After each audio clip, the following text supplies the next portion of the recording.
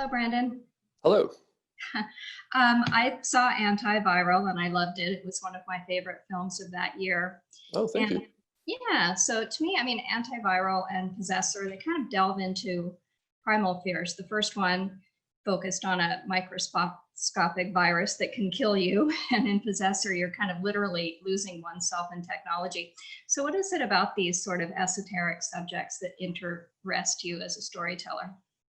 Um, I guess I'm not necessarily sure they're esoteric. I mean, maybe it's hard to judge, I think, as an artist, how people are going to respond or whether their interests align with yours. But to me, I like the idea of using discussions about technology in a sci-fi context to discuss uh, both real world present day issues and also kind of more personal issues, because I think in many ways we're defined by things like the technology that's developing around us or our biology in the case of antiviral.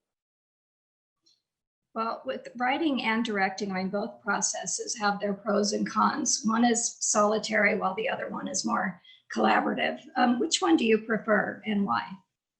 It really depends. Writing is sometimes fantastic. When it's going well, it's one of the most exhilarating aspects of filmmaking. When it's going badly, it's one of the most horrible aspects. Um, Directing is, as you say, much more collaborative, and so there are a lot of people moving the film forward together. It's obviously much more visual as well, and I really like that aspect of it. And I like working with actors and my team. So I can't say that one is necessarily better than the other. So, do you, when you're shooting, do you stick very closely to the dialogue in the script, or are the actors encouraged or allowed to sort of riff off of what their characters might be thinking or feeling, as long as they're conveying basically the same thing to move the story along that it says in the script? I tend to stick to the script fairly closely. Maybe that's just because I'm a writer. And so I put all the time into figuring out the dialogue, and I want it to be on screen. But if an actor has an idea, if they want to try something, I'm very open to it. I usually want to get the script, but then I'm very much up for experimentation. When it comes to the visuals, do you draw out the storyboards yourself? Because I know you do have a background in art, or does it all sort of come together so that, how does it come together so your internal vision becomes external and you can communicate it to others? I don't actually use storyboards. The way it works is I sit down with my cinematographer, Kareem Hussein, and we go through a fairly lengthy process early on where we develop a kind of theoretical shot list based on the script, but without knowing who the actors are, without knowing what our locations are, without knowing all of the details that on set would dictate the specifics of the camera movements and angles and so on. So we go in having talked about that stuff, and that informs things like the equipment that we want to get and the locations that we're looking for.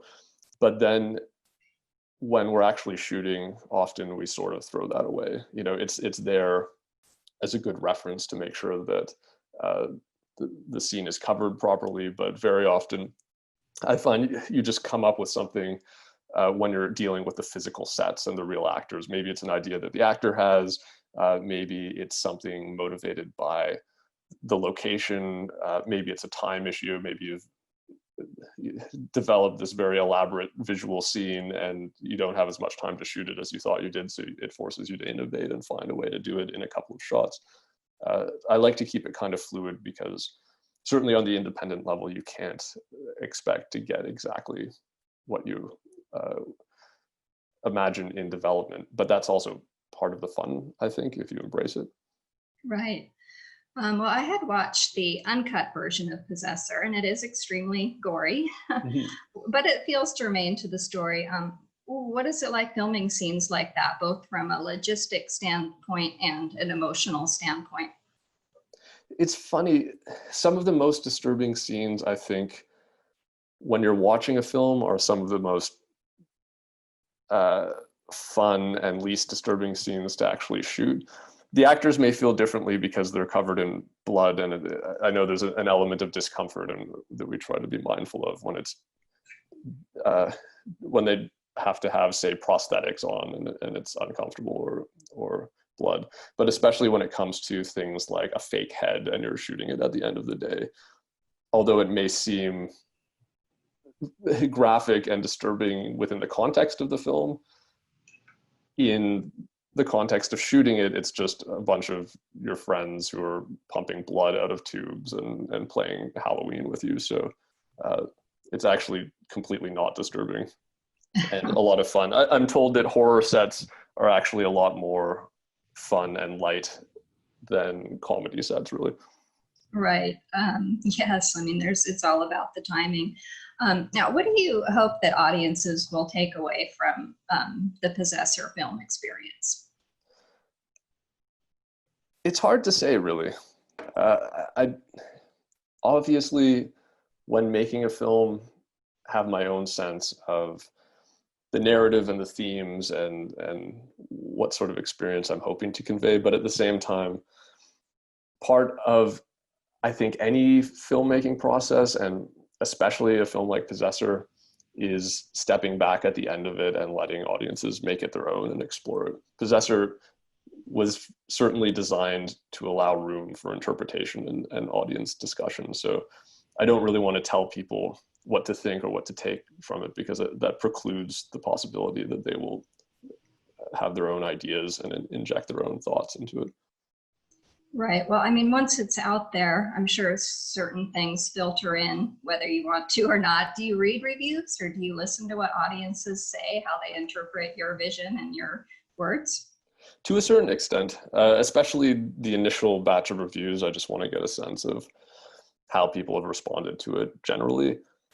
I don't read all of the reviews, and I don't stick with that, because at a certain point you just sort of drive yourself crazy. Or if they're good, I guess you're happy, but